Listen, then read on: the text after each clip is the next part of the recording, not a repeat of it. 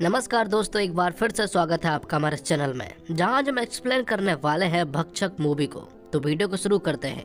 और अगर वीडियो अच्छा लगे तो वीडियो को लाइक जरूर कीजिएगा और इसी तरह के वीडियोस पाने के लिए आप हमारे चैनल को सब्सक्राइब भी कीजिएगा, ताकि आपको इसी तरह के लेटेस्ट और फ्रेश कंटेंट मिलते रहे। तो फिल्म की शुरुआत होती है और हम एक आदमी को देखते हैं जो कि चाइल्ड वेलफेयर में एक लड़की के साथ दुष्कर्म करता है, और उस आदमी ने उस लड़की की हालत बद से बदतर कर दी थी। यहीं पर सोनू नाम का एक आदमी था और उसी ने इस लड़के को यहाँ पर लाया था।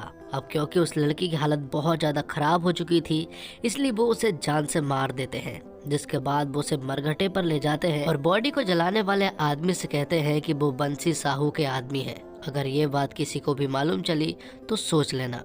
जिसके बाद वो आदमी चुपचाप यहाँ पर उस बॉडी को जला देता है। अब अगले सीन में हम रात के समय में वैशाली को देख पाते हैं, जो कि एक पत्रकार है। उसके पास गुप्ता जी का कॉल आता है और गुप्ता जी आधी रात को वैशाली को ब्रिज के नीचे बुलाता है। दरअसल गुप्ता जो है वो वैशाली को कुछ इन्फॉर्मेशन देना चाहता है। गुप्ता यहाँ पर वैशाली को मुनावरपुर की एक फाइल देता है और कहता है, मुनावरपुर के बालिका सेवा गृह में लड़कियों के साथ दुष्कर्म हो रहे हैं और उन्हें मारा भी जा रहा है। ये फाइल 3 महीने पहले की बनी हुई है, लेकिन अभी तक किसी ने भी इस पर एक्शन नहीं लिया है। जब वैशाली इस फाइल को रीड करती है तो उसे समझ आता है कि आखिर बात क्या है। मुनावरपुर की लड़कियों के साथ दुष्कर्म हो रहा है और ये बात किसी को भी नहीं मालूम। तो वैशाली अपने कोशिश न्यूज चैनल के जरिए सभी को इसके बारे में बताती है, कैमरामैन भास्कर के साथ। अब आगे वैशाली के घर पर उसके पति को दिखाया जाता है। उन दोनों की शादी को 6 साल हो चुके हैं, लेकिन अभी तक बच्चा नहीं हुआ है और घर वाले चाह रहे हैं कि वो ये नौकरी छोड़ दे और बच्चा करके अपनी जिम्मेदारियां संभाले, लेकिन वैशाली ऐसा बिल्कुल भी नहीं चाहती है। अब वैशाली भास्कर के साथ मिलकर मुनावरपुर के चाइल्ड वेलफेयर जाती है,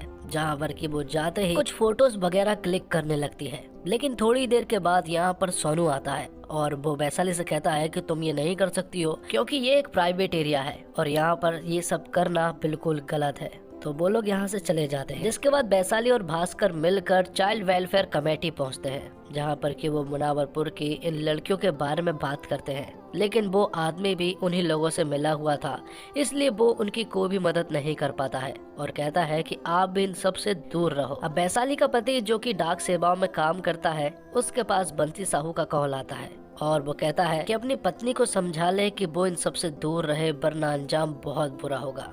जैसे ही वैशाली अपने घर पहुंचती है तो वैशाली का हस्बैंड उसे बहुत चिल्लाता है और कहता है कि आज के आज ही वो इस रिपोर्ट के ऊपर काम करना बंद कर दे, लेकिन वैशाली उसकी एक नहीं सुनती है। अब अगले दिन वैशाली के ऑफिस में फिर से गुप्ता आता है और गुप्ता यहाँ पर वैशाली को बताता है कि बंसी साहू कोई छोटी मोटी चीज नहीं है, वो बहुत ही ज्यादा पावरफुल आदमी है और उसकी बहुत ही बड़े बड़े लोगों तक पहुंच है, यहाँ तक कि सीएम साहब तक बंसी की पहुंच है। अब वैशाली और भास्कर मिलकर कुछ आजू बाजू की चाइल्ड वेलफेयर जाते हैं, जहाँ पर कि वो मुनावरपुर की कुछ लड़कियों के बारे में पता करने की कोशिश करते हैं, लेकिन उन्हें कुछ भी मालूम नहीं चलता है। जिसके बाद वो डायरेक्ट जाते हैं बंसी साहू से मिलने के लिए। बंसी साहू से जैसे ही वो लोग मुलाकात करते हैं तो उन्हें ये बात तो मालूम चल जाती है कि बंसी साहू जो है वो सीधा इंसान नहीं है, वो बहुत ही टेढ़ा आदमी है और वो बहुत सारे उल्टे सीधे काम करता है। जाने अनजाने में वो उन्हें धमकी भी दे रहा था। अब रात को वैशाली जब अपने घर पर लेट पहुंचती है तो उसका पति उसे बहुत चिल्लाता है और कहता है कि उसे नौकरी छोड़ देनी चाहिए। जिसके बाद उन दोनों के बीच में फिर से झगड़ा होता है, क्योंकि वैशाली इस रिपोर्ट को लेकर बहुत ज्यादा सीरियस है। जिसके बाद वो फिर से कुछ और चाइल्ड वेलफेयर जाते हैं, जहाँ पर कि वो फिर से मुनावरपुर की कुछ लड़कियों के बारे में पता करने की कोशिश करते हैं, लेकिन उन्हें यहाँ पर कोई लड़की तो नहीं मिलती है। लेकिन मुनावरपुर की चाइल्ड वेलफेयर में एक काम करने वाली लड़की के बारे में उन्हें मालूम चलता है, जिसका नाम सुधा है, जो कि वहाँ पर खाना बनाया करती थी। लेकिन जब वैशाली उससे कुछ सवाल पूछती है तो वो जवाब में कहती है कि उसे कुछ भी नहीं मालूम है, लेकिन वो बहुत ही डरी हुई थी, इसलिए वो वैशाली को सब कुछ बताने लगती है। वो बताती है कि उस समय मुझे पैसों की बहुत जरूरत थी, इसलिए मैं मुनावरपुर के चाइल्ड वेलफेयर में काम करने के लिए चलेगी, जहाँ पर कि मुझे खाना बनाने का काम करना था। वहाँ पर उसकी मुलाकात बेबी रानी से होती है, जो कि यहाँ की सारी लड़कियों को संभालती है। जैसे ही वो उस कमरे में जाती है जहाँ पर कि सारी लड़की रुकी हुई है, वो देखकर हैरान थी कि एक छोटे से कमरे में इतनी सारी लड़कियाँ हैं और उन सबके चेहरे जो थे वो पूरी तरह से मायूस थे। अब वो अपने काम में लग जाती है, खाना बनाने का सब कुछ काम करती है। थोड़ी देर के बाद यहाँ पर एक लड़की आती है और वो सुधा से कहती है कि जितने जल्दी हो सके तुम यहाँ से चली जाओ, वरना तुम्हारी लाश यहाँ से जाएगी। थोड़ी देर में यहाँ पर बेबी रानी आ जाती है और वो उस लड़की को बुरी तरह से मार के यहाँ से भगा देती है। और बेबी रानी सुधा से कहती है कि तुम सिर्फ मेरी बात सुन लो। रात को सुधा की अचानक नींद खुलती है और कुछ आवाज बाहर से आ रही थी, इसलिए जब वो बाहर जाकर चेक करती है तो वो देखती है कि कुछ आदमी जो है वो लड़कियों को अपने कंधे पर उठाकर ले जा रहे हैं। तो सुधा उनका पीछा करते हुए बाहर तक जाती है और वो देखती है कि वो लोग एक कार में कुछ लड़कियों को लाश को रख रहे हैं। ये देखकर तो वो पूरी तरह से हैरान रह गई थी। जिसके बाद जब वो उन लड़कियों के कमरे में झांकती है तो वहां पर बेबी रानी जो है वो लड़कियों के साथ दुष्कर्म कर रही थी। और फिर छत पर कुछ आवाज आती है और वो जब चेक करती है तो वहां पर चाइल्ड वेलफेयर कमेटी के अध्यक्ष भी किसी लड़की के साथ दुष्कर्म कर रहे थे। ये देखकर उसे बड़ा बुरा लगा। तभी एक लड़की उसे कमरे में खींचती है और वो वही लड़की थी। वो सुधा से कहती है कि मैंने तुमसे कहा था कि यहाँ से निकल जाओ, ये कोई मजाक नहीं है, या तो तुम यहाँ से जाओगी या फिर तुम्हारी लाश, इसलिए सही वक्त रहते हुए यहाँ से निकल जाओ।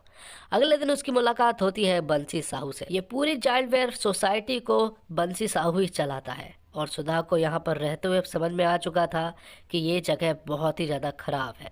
रात को एक पार्टी के दौरान यहाँ पर सभी लोग एक दूसरे के साथ मस्ती कर रहे थे और कुछ लोग सुधा के साथ भी बदतमीजी करने लगते हैं।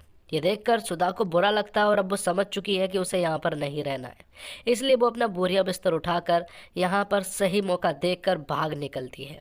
अगर वो वहाँ से नहीं निकलती तो शायद आज वो यहाँ पर होते ही नहीं। तो सुधा ने ये सारी बातें वैशाली को बता दी थी। वैशाली जब ये सारी स्टोरी सुनती है तो उसे बड़ा बुरा लगता है। उसे समझ नहीं आ रहा था कि आखिरकार वो मुनावरपुर की लड़कियों को वहां से कैसे छुड़ाए। अब अगले दिन वैशाली के घर पर उसके नंद और नंदोई यहाँ पर आए हुए थे और वो लोग भी वैशाली से कहते हैं कि उन्हें ये काम छोड़ देना चाहिए और बच्चे कर कर उसे अपनी जिम्मेदारी निभाना चाहिए। लेकिन बदले में वैशाली उन्हें ही सुना देती है और कहती है कि तुम एक वकील हो और कब तक सर्टिफिकेट बनाने का काम करते रहोगे, तुम मेरे लिए एक PIL फाइल करो। वैशाली उन्हें बहुत कुछ सुना देती है और कहती है कि तुम एक छोटा काम करते हो और वो एक बहुत बड़ा काम करती है। अब अगले दिन सोनू जो है वो बंसी के पास पहुंचता है और उससे कहता है कि किसी ने हमारे खिलाफ PIL फाइल कर दी है। ये सुनकर यहाँ पर बंसी को बड़ा झटका लगा था। वो तुरंत ही अपने मंत्री के पास पहुंचता है और कहता है कि किसी ने हमारे खिलाफ PIL फाइल कर दी है और अगर ऐसा होता है तो मैं नहीं बल्कि सभी लोग फंसेंगे,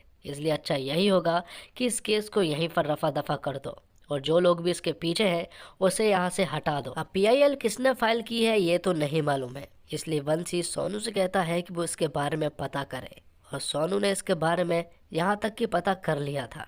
वो बंसी को बताता है कि उसे एक आदमी के ऊपर शक है और वो आदमी है वैशाली का नंदोई, क्योंकि वही एक वकील है और वही ये सब कुछ कर सकता है। जिसके बाद हॉस्पिटल का सीन दिखाया जाता है जहाँ पर कि हम वैशाली की नंद को देख पाते हैं और यहाँ में मालूम चलता है कि वैशाली के नंदोई को सोनू ने बहुत बुरी तरह से मारा है, जिस वजह से वैशाली जो है वो पुलिस स्टेशन में उसकी FIR दर्ज कराने लगती है। लेकिन यहाँ पर पुलिस वाले जो है वो वैशाली की FIR दर्ज नहीं करते हैं और कहते हैं कि वो FIR तो दर्ज कर लेंगे लेकिन वो नाम नहीं डालेंगे, क्योंकि पुलिस वालों को भी बहुत अच्छे से मालूम है कि वैशाली किसके खिलाफ FIR दर्ज करने का बोल रही है। जिसके बाद वैशाली पुलिस स्टेशन में अपने नंदोई से मिलती है, जहाँ पर कि उसके नंदोई जो है वो वैशाली को बुरी तरह से सुना देते हैं और कहते हैं कि उन्होंने तो PIL फाइल की भी नहीं थी, जिसके बाद भी उन्होंने मुझे मारा। तब वो वैशाली को बहुत ज़्यादा उल्टा सीधा सुना देते हैं, जिस वजह से वैशाली को बहुत बुरा लगता है और वो यहाँ से बाहर चली जाती है। बाहर उसका पति उसका इंतजार कर रहा था और वो यहाँ पर वैशाली को फुल सपोर्ट देता है, जो देखकर वैशाली को बहुत अच्छा लगा था। जिसके बाद वो यहीं पर अपने पति से एक वीडियो रिकॉर्ड करवाती है और उसमें सब कुछ बताती है कि सोनू ने क्या किया और पुलिस वाले उसकी FIR तक दर्ज नहीं कर रहे हैं। जिसके बाद वो लोग शहर की नई DSP जसमीत गौर से मिलने के लिए जाते हैं, जो कि बहुत ही ज़्यादा ईमानदार है और वो वैशाली को पहले से ही जानती है क्योंकि उन्होंने उसकी पहले से ही वीडियो देख रखी है। तो वो फाइल जो है वो वैशाली उन्हें देती है। फाइल पढ़ने के बाद जसमीत गौर उनसे कहती है कि सब कुछ सही है, लेकिन क्या सबूत है कि ये फाइल सही है? हम एक शक के मुद्दे पर किसी को भी अरेस्ट नहीं कर सकते हैं, हमें और कुछ भी सबूत चाहिए है। लेकिन सोनू ने तुम्हारे नंदोई पर हाथ उठाया है, इसलिए हम उसे अरेस्ट कर सकते हैं। इसलिए कुछ पुलिस वाले उसी वेलफेयर सोसाइटी में जाते हैं जहां पर कि वो सोनी को अरेस्ट करने वाले थे, लेकिन बंसी साहू उन कांस्टेबल को यहां से भगा देता है। जिसके बाद हम देखते हैं जसमीत गौर अपने कमिश्नर से मिलती है और उन्हें ये फाइल बताती है लेकिन कमिश्नर उससे कहता है कि ये सिर्फ शक के तौर पर फाइल है, ये कोई ऑफिशियल फाइल नहीं है, जिस वजह से जसमीत कौर कुछ भी नहीं कर पाती है। और अब जसमीत कौर अपने घर पर रात को वैशाली को बुलाती है। वो वैशाली से कहती है कि 3 महीने पहले ये फाइल बनी थी, तब से किसी ने भी इस पर एक्शन नहीं लिया है, तो तुम समझ सकती हो कि बंसी साहू कितना पावरफुल आदमी है। मैं ये नहीं कह रही हूँ कि मैं उसकी साइड हो गई हूँ, लेकिन हमें बहुत सारे सबूत की जरूरत है। अब अगले दिन गुप्ता जी फिर से वैशाली के पास आते हैं और वो उन्हें बताते हैं कि PIL फाइल उसी ने की थी। साथ ही वो उन्हें कुछ और खबर भी बताते हैं। वो कहते हैं कि हाल ही में कुछ मर्डर हुए हैं जिनकी कार्रवाई जो है वो पुलिस नहीं कर रही है।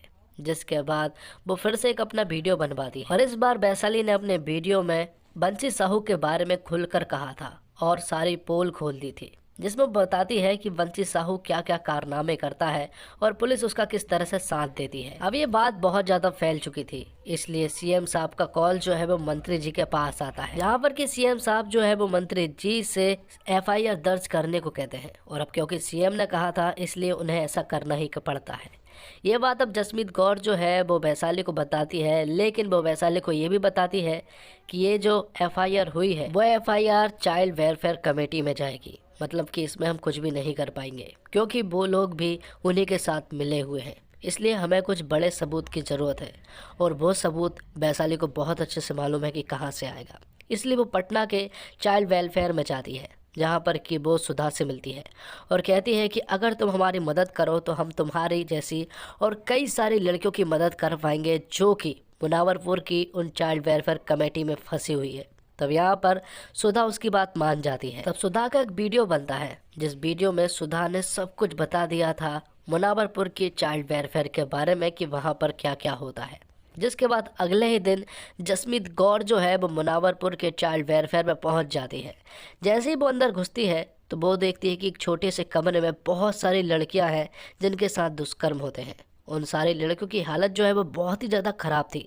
सबसे पहले जसमीत कौर बेबी रानी को अरेस्ट करती है और इन सभी लड़कियों का अच्छे से ख्याल रख कर बाहर निकालती है। थोड़ी देर के बाद यहाँ पर बंसी साहू को भी अरेस्ट कर लिया जाता है। जैसे ही वो बाहर आता है तो वो यहाँ पर वैशाली को देखकर हंसने लगता है, क्योंकि उसे ऐसा बिल्कुल नहीं लग रहा था कि एक छोटी सी रिपोर्टर उसे इस तरह से अरेस्ट करवा देगी।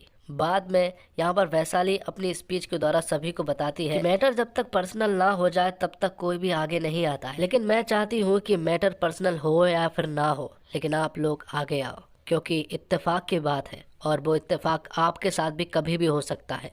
और अगर कल कोई आगे नहीं आया तो आपको बहुत बुरा लग सकता है। इसलिए किसी और के मैटर में पर्सनल हो जाए और आगे बढ़े और उन लोगों की मदद करें, तभी हम अपनी सोसाइटी के लिए कुछ कर पाएंगे। और इसी के साथ ये वीडियो यहीं पर खत्म होता है। तो दोस्तों, उम्मीद करता हूँ आपको वीडियो पसंद आई होगी। वीडियो पसंद आई हो तो वीडियो को लाइक जरूर कीजिएगा और इसी तरह की वीडियोस पाने के लिए आप हमारे चैनल को सब्सक्राइब भी कीजिएगा, ताकि आपको इसी तरह के लेटेस्ट और फ्रेश कंटेंट मिलते रहे। मिलते हैं एक और कमाल की वीडियो के साथ, तब तक के लिए आप हमारे चैनल के साथ बने रहिए। धन्यवाद। जय हिंद, जय भारत, जय श्री राम।